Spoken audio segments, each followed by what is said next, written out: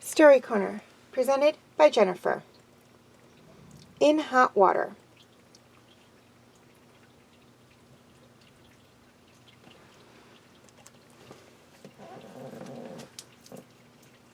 Detective Christine Kay drove up to the long driveway to the house on 5th Street and parked next to a blue van. She got out and looked around. "The door leading in from the side deck is smashed in," she said to Sergeant Bill Morgan. "That must have been the noise the neighbor heard." Once inside, they found the body of a middle-aged man wearing swim trunks. He was lying on the floor next to a bubbling hot tub billowing steam. Detective Kay checked for a pulse, then sighed. "It looks like he was pushed, fell backwards, and hit his head on the edge of the tub." Morgan stared at the victim.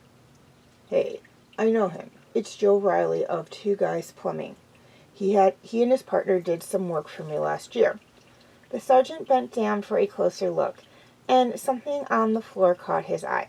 He reached over and picked up a small blue button. "Could it be a clue?" Kay said. "Come on, let's talk to the neighbor."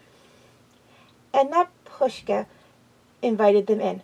I heard a loud crash at Joe's and thought a burglar might be breaking in." "There's been 3 burglaries in the neighborhood recently," she explained. "I called 911 right away."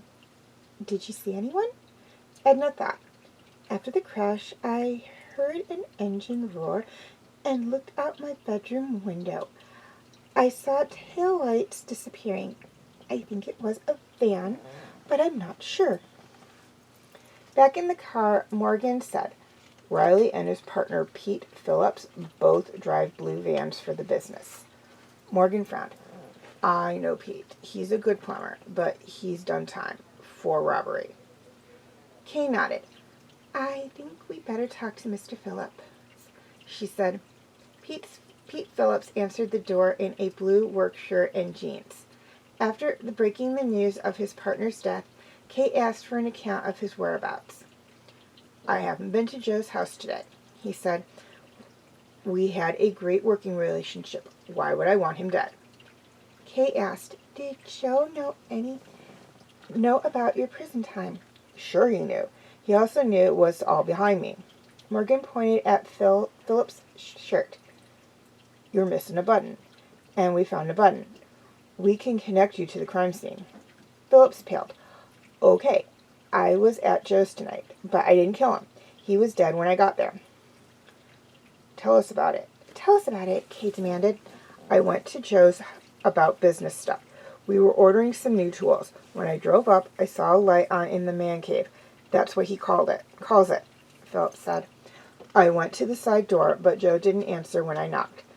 I could hear the hot tub running inside, but the windows were steamed up and I couldn't see in. I rubbed a spot clear and looked in." He paused. "Joe was on the floor. The door was locked, so I kicked it in.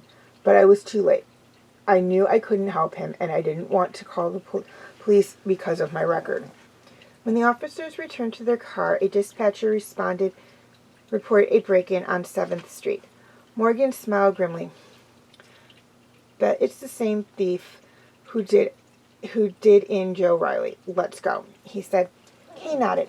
Riley's death could have been the result of a burglary gone wrong. She started the car, then switched off the engine. We're taking Pete Phillips downtown.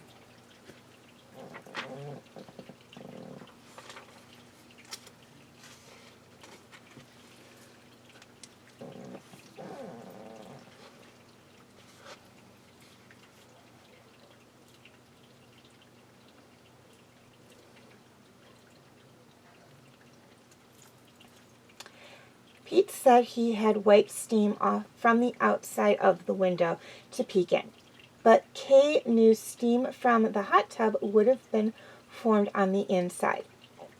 Phillips was lying. Under questioning, he confessed that he embezzled from the business. Joe had found out and threatened to call the police. In a rage, Philip pushed him to his death.